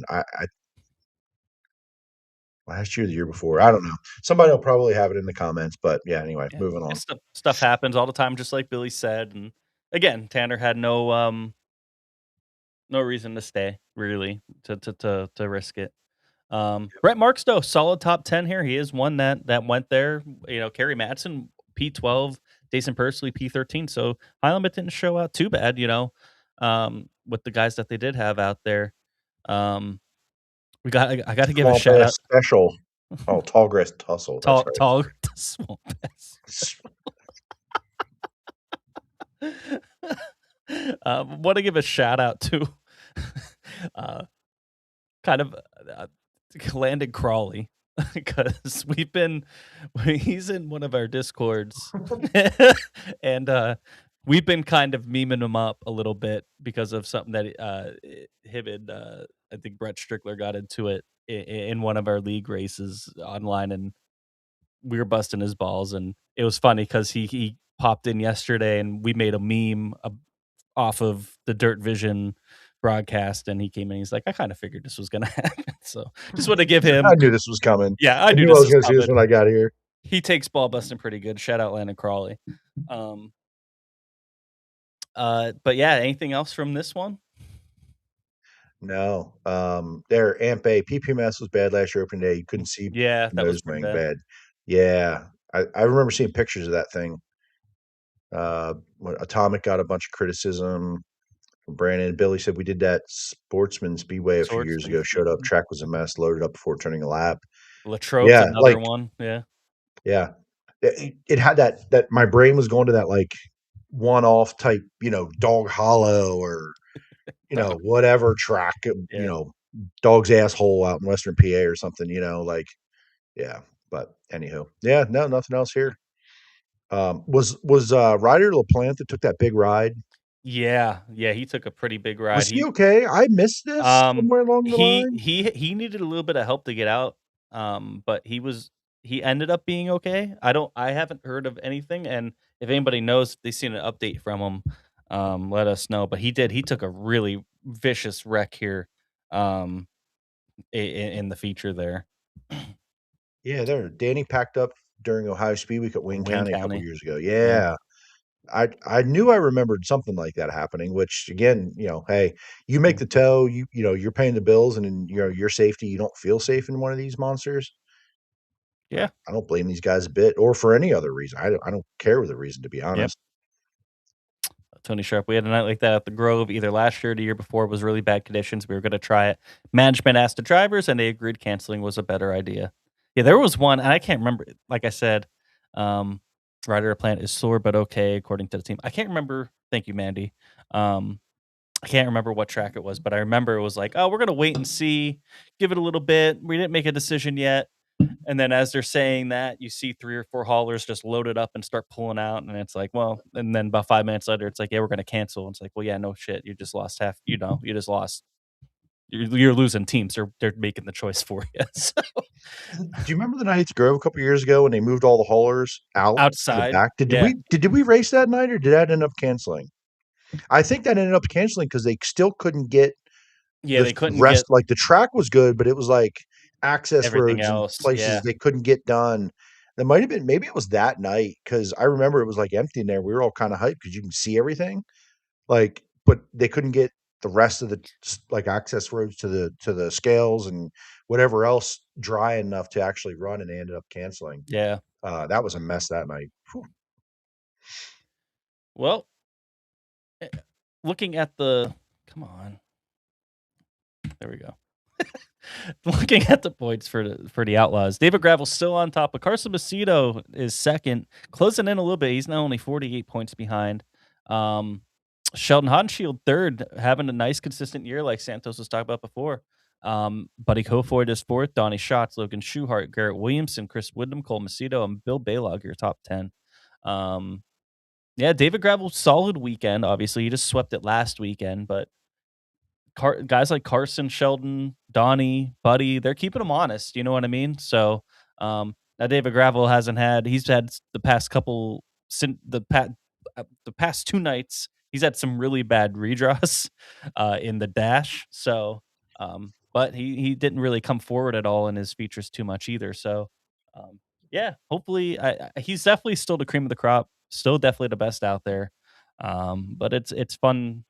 I think that's the most intriguing part of the Outlaws is can these guys, can Macedo, can Hodenshield, can Buddy, can these guys keep him in check and give him a run for his money and not have him run away with it and win some more races. And I think right now we're kind of seeing that, yeah, I think they can. I mean, they can, but dude, Will they? if unless this team just forgets how to time trial, it's going to be very difficult because it does not matter when he goes out, what the track's like. This thing freaking time trials, and Yeah. barring some just they forget how to get the car fast in time trials or some horrible sustained bad luck, I just can't see it, man. Yeah. Yeah, no, I mean, I'm just trying to give some type of of a spin Hope. here with some hope that David Gravel isn't just 500 points ahead by the time they get to Knoxville. You know what I mean? But yeah, I mean, he's the best out there. All right, let's take a look at this weekend. We do have some racing, and that's here locally. And this is kind of what we would call a regular weekend. No posse series races, no series races. Friday night, 410s and 358s at Williams Grove, 7 p.m. start time. And then Saturday, you could either pick and choose between Port Royal and Lincoln. Port Royal will have 410s with group time trials. Past 305s make their season debut, as well as the limited lates at Port Royal Speedway. That'll be on Flow Racing. Or over at Lincoln, you'll have 410s and 358s. That'll also be on PA Posse TV if you can't make it there. Both of those shows are slated to start at 6 p.m., and all three races are $25 to get in. Excited for this. Looking at the weather, it looks going to be warm. It does look a little wet, but it doesn't look like. I'm just looking at total rainfall over the course of like 3 days, and it doesn't look like more than like a quarter of an inch over 3 days. So like, and it's going to be warmer Friday right now. Kind of looks up in the air. I'm hoping that I will say it's going to be warm enough. So as long as the moisture stays away for Williams Grove, I mean, we're going to be near 80 most of the weekend, which is awesome. I'm so here for it. It's going to be about 80 degrees tomorrow. But as long as it doesn't get too much rain and the rain stays away Friday night, I think they get that in. And then Saturday, same thing. You're going to be avoiding moisture, and honestly, like it's going to be warm enough. I'm hoping that it's going to be warm enough that even if if it has a shower or two, you might still be able to work around that. But we'll see what happens. Just very, very interesting. But this is the only racing in town because the Outlaws are off this week for the Easter weekend. They'll be at I-55 next weekend, and then High Limits off for the next 2 weeks, which is why you'll see maybe guys like Tanner Holmes around here. They don't come back until the 17th and 18th when they go out to Missouri. So yeah, here back home at PA, we do have some racing this weekend, and it's looking decent. It's just going to depend on how much rain and when that rain hits. Yeah, I'm intrigued here. 410's at Port Royal with group time trials on a Yep. normal show. Yeah. I don't know. Have we seen that much? Not Have that we ever often, to seen be that? honest. No, I mean we've seen it, but not usually. No, not usually this early in the year. I think they're just doing timed hot laps. Really, is what they're going to be doing. So, Mhm. um, yeah. So yeah, but that's what it said on their site. So I'm here for it. I think that's again. You hear a lot of teams pushing more for that, getting just it's a never ending debate of I'd rather have time trials so I can control my night, and then there's others that would rather the handicap racing, but it's been a bigger push for that. So group time trials, I'm here for it. Well, and this sounds like group time trials. So they'll hot laps and then they'll have their group time trials. So I I don't don't think it's hot lap time trials. I think I it's don't know. but it's still it's still group. You time against your Yeah. group, which I'm here I would for. I don't imagine care. I would imagine they would do timed hot laps just because they're gonna have the 305s, they're gonna have the limited late models. But I don't know. That's to be seen. It just said group time trials on their site. So Yeah. I still would like Lincoln to be hot lap time trials. When the 358s are there, 358s go hot lap. Track starts to come in. Group time trials for Lincoln, 3 or 4 at a time. It can be Mhm. done. No, the draws. Just I'd rather see the group time trials, hot lap time trials, or a handicap. Mhm. Draws, I just Yeah. handicap you've earned some way or another, right? Time trials, hot lap time trials, you earn some way or another. A draw, you don't even have your fate in your own hands in a sense. You just don't. So at all. Even a handicap, you've earned that, good or bad. Right. Like That's true. That's you've fair. Yeah. earned it, good or bad. There's a recent performance thing, and yeah, can it be gamed a little bit? Sure. Well, these weekly shows, I don't know. I don't know. There's none of them that are perfect. It just isn't. We debate this a million years, and it'll always be debated. There's no perfect way to suit the whole roster.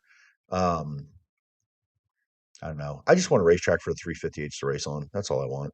Yeah, I Can I just have mean, that? yeah. And yeah, I will be BAPS. I will be at BAPS. What's BAPS is their running Saturday. Super Sportsman late models, extreme stocks, and limited stocks. There you go. And That's also, somebody said Brandon Zirk also said Path Valley openers this Saturday as well. So lots of options in the area. I think Greenwood Valley, if you're into micros, is starting right up there, right up the road from me here.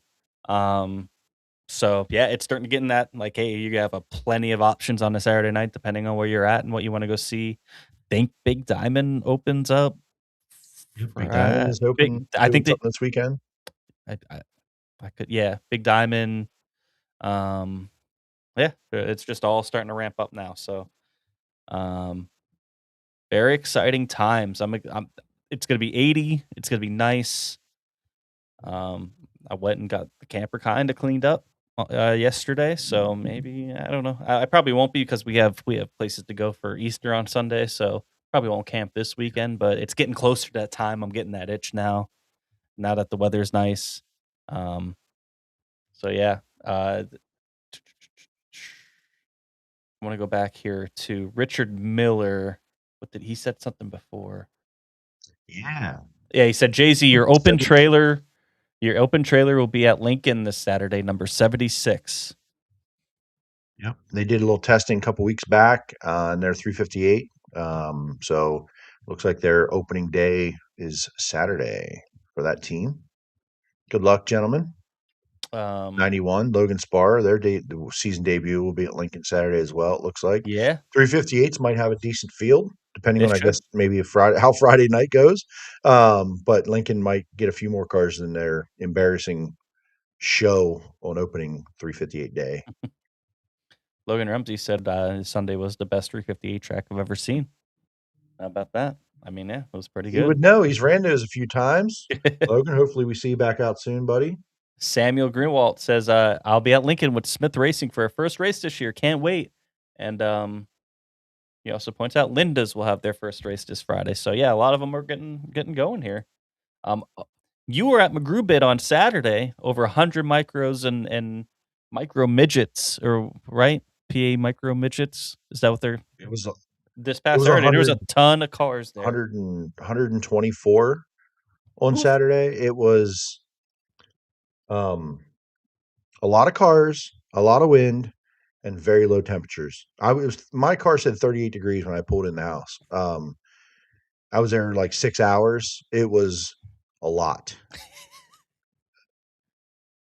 I didn't not enjoy it, but it was a lot. That's all I can say. It was a lot. Racing was good. There was a lot of good racing. There was a lot of really bad. Like there was a car, dude. Look, everyone starts somewhere. The junior sprints are like, you can only run them till you're 12. Didn't have a yellow all day, I think. In all their events, they didn't have a yellow. The restricted 600s, I saw a guy spin out in front of me in 1 and 2, do a 360, keep going. Spun out in 3 and 4 on the same lap. He spun out twice in the same lap, and he couldn't get going that time. I was like, oh my God. The guy he got kicked off the racetrack in his heat and in feature for spin outs. The same one. Yeah, you could only. They have the rule that you can only do like if you cause 2 of them, you're done. Yeah, and he hit the number in both events he was in all day because they didn't have a B, so he got to run the feature and did it in the feature too. I don't know if he made it halfway through the feature. It was bad. There was some bad. There was some bad. There was some really, really good though. Again, that's no knock on like McGrew bid or anything. That was just, it was a great day of racing. It was a long day of racing, but it was a little frustrating a couple times. But I tell you what, man, the girl that won the junior sprint race, she is an animal. Just drove through the field. She's one of the Whitmer kids, the Jax Whitmer. I forget her first name. Forgive me. She whooped up on all of them. It was cool. It was great to see. It was fun. You a had lot of freaking cars. You had it. God. A lot of time spent at BAPS this past weekend then. I was there a lot this weekend. Yes. Tony Sharp, Bedford just opened Sunday with Short Track Super Series, 90th season for them. How about that? Yeah, that was a fantastic race. A lot of people were talking about that. That's something that you really honestly hear a lot about with Bedford having like a really really good race, but it was a very good race, and there was a little bit of action at the end of that race. A little bit of fighting there down by the scales and all that. So it was exciting. The guy got threw a bonsai slider to try to win the race and got stuffed in the fence after throwing it, like, and he got mad. Like, well, my brother, the leader was just trying to finish the corner. You happened to be there. You're the one who threw the slider. You put yourself at risk. I don't know why he was so mad. The guy didn't like drive through him. He just finished the corner. Yeah. What are you gonna I do? mean, and you're coming for the win. I, yeah, um, good show though. Good show. yeah. But yeah, Williams Grove Friday, Port Royal and Lincoln on Saturday, as well as Path Valley and BAPS and some of these other tracks getting going on this. It's gonna be a holiday weekend. You got Easter, nothing on Sunday, and then nothing for the Outlaws and nothing for High Limit. I guess drink it, dump it, drink it or dump it. I'm going to go first. I'm gonna drink it to our boy Troy Wagaman. What a hell of a win! Shout out to him. Shout out to our boy Ryan Smith too. He was jacked up. Best merch We guy should have out had the there. video. I We know. should have had the video it for this. I know. But he kind of pulled a me when Perigo won last year at BAPS, running through the infield, getting all fired up. It was awesome. But just hell of a run there by Troy. Awesome race there by BAPS. And my dump it will go to I'll do it to Ryder LaPlante. He went for a ride that was a pretty rough, but glad to hear that he's doing okay. I'm gonna drink it to Dylan Norris's start to 2026. Hell of a good start. Hopefully, all the equipment stays together. He continues on the path he's on. I think, he has some confidence last year. A lot of there's 358 success he had, and I know talked about they made a lot of changes in the offseason with people, setups, strategies, whatever the case may be, but it's working. So um I'll drink it to Dylan for a great start, and I'll dump it to Jaden Wolf. Yeah. Feel like I've done that too many times on this show for like, buddy, man, terrible luck. So keep your head up, my friend. Hopefully you get some phone calls, you get some opportunities. Um, you find the funding to get back on the racetrack so you don't miss too much, and you can chase the goals that you wanted to chase here in 2026, man. So yeah, I'll do that and get the families and we'll get the hell out of Yeah. here. Clayton Myers, drink it to tonight's nomination of Dog's Asshole Speedway for a Speed Week date. And dump it to Raymer, right rear on Andy Best. Yeah, that was you know, tough deal. I just dump it to Andy Best, man. Just rough start to the year, and like I said, I've you could see some speed out of that 34 car. Just hopefully he'll be able to get, have some better luck here and be able to put it all together and get some laps in and start to improve, and we'll see where that goes. But there's been some baseline speed there with that car, and hope to see it continue. Just needs to avoid turn 2 at BAP somehow. Yeah, right. Dakota Coon, what's up? Drink it. I got a new trophy for the DK Bumpers Award. He does. And dump it to, getting dumped. Sorry about your luck there, DK. But yeah, you do have a new trophy now that you can give out.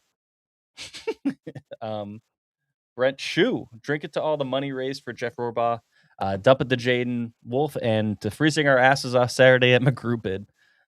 Yeah, and also, obviously, I think some other people are going to say it here, but drink at the BAPS for just everything that they did for Jeff and the whole thing that they did for the whole program. Having the 2 cars out there, all the money that they raised, awesome interview with Jeff. Just a fantastic day overall. Really great tribute to him, and yeah, for sure. Race Nelson, drink it to the Racing BAPS had on Sunday. Dump it to the weather at McGrew on Saturday. Oh, listen, okay. If Jimmy, did you get to see the pit walk I did? Yes. Did you see me go back and talk to Race about wearing shorts in 43-degree weather on Saturday? This guy shows up. He's in shorts and Crocs or hey dudes, right? Like his normal Gotta dress for the 73 weather, day. man. Guess who wasn't there to see the features? Guess who left? Over Over there. Yeah. Yeah. Grown ass. You're a grown ass boy. You're a grown ass man. Dress for the weather. Good Lord. Brandon Zirk says, drink it to Brock Hammaker on a great run in the 358. Dump it to Jaden for his bad luck. That's a good drink it right there, too, to Brock Hammaker. Awesome debut there for him. Santos says, one of a few times I'll have a long one. Drink it to Troy for the win. BAPS track crew, everything that was done for Jeff. Brock Hammaker for badass 358 debut. And dump it to Givler for getting dumped, Jade Wolf, and his bad luck. Yeah, that's a good one. That summed a lot of it up. Tyler Murray, drink it to getting to see some racing this past weekend, and hopefully more coming up this weekend. Dump it to Rick Lafferty's four-wheel dying on the front stretch and needing a wrecker. That was, I felt, because they had the camera focused in on it too. He's yanking the motor, just trying to get it to start. The poor guy, and then they bring out the wrecker and just pull off. Crowd cheered so Yeah. loud. He was like thank you, and the crowd went nuts. You just Like, felt oh, this is how it's going to go today, huh? Mandy says, drink it to the weekend winners, especially Troy and Thorson, Jeff Rohrbaugh tribute, and the money raised. BAPS track crew for an amazing surface for the feature. Also dump it to Ryder LaPlante for a wicked wreck and the car catching fire afterward. Glad he was okay after that. And Jaden Wolf. Marie says, everyone have a blessed Easter. Thank you, Marie. Aunt Bay, drink it to BAPS for everything done for Jeff. Dump it to me for not having Tim comfortable until the B main. Hey, first time you guys out. First time he's been out in a while. I mean, I thought it was fantastic. I think you guys did a great job. They did a great job, and I'll say this, right? I think Tim knocked a little rust off, and Tim's a lot larger driver than Kyle. So there probably some balance stuff there. He didn't test in it. They just got the car kind of ready. So again, there's probably a lot of little things like that they can clean up quick, but Amp A setups we believe in. Yeah. So I'm sure we'll get it right quick. You're getting some TV time, Amp, by the way. They had the camera there as he was sitting and shooting. You're there talking to him. And then right up above on the shipping container, I could see Givler. I could see Brett Strickler. I could see our boy Dakota. I'm like, oh, this is look at all of our boys here getting some TV time. Mandy says also dump it to the World of Outlaw B main, turning into parking lot Saturday. Did someone tell those guys they can't park there? Yeah, they had a big one there. That's for sure. Drink it as always to every single one of you who tune in. I really, really appreciate you guys tuning in every week. Participating wouldn't be the same show as it is without you. And if you guys are listening after, we appreciate you guys as well. As always, tuning in. We get a lot of people that come up to us at the track or will message us or something like that and just be like, hey, appreciate what you guys do, and it means a lot. So we really, really appreciate every single one of you that take any time out of your day to listen to us ramble about sprint car racing. It's really, really appreciated. Like, share, subscribe, and I'll leave you with a little tip. Don't put stickers on people's cars you don't know. Yeah, don't do that. Don't do that. And it wasn't even, by the way, I found out it wasn't even the window. It was the car. Yeah. Someone put a sticker on the car. Like rub dust, dirt away, and put the sticker on a car. Not our sticker. But don't do that. Be better, race fans. Be better. Don't do that. It wasn't us. Wasn't us. Wasn't us. Wasn't our sticker. Us. Wasn't our sticker. Wasn't Someone us. thought it was. Someone thought it was. Wasn't us. Wasn't us. But don't do that. Don't do it. Don't mess with other people's cars. If you're gonna do it for everybody. If you're gonna do it, at least put it in the shitter. call for a good time. Yeah. All right. Exactly. Have a great Easter, everyone. We'll be back next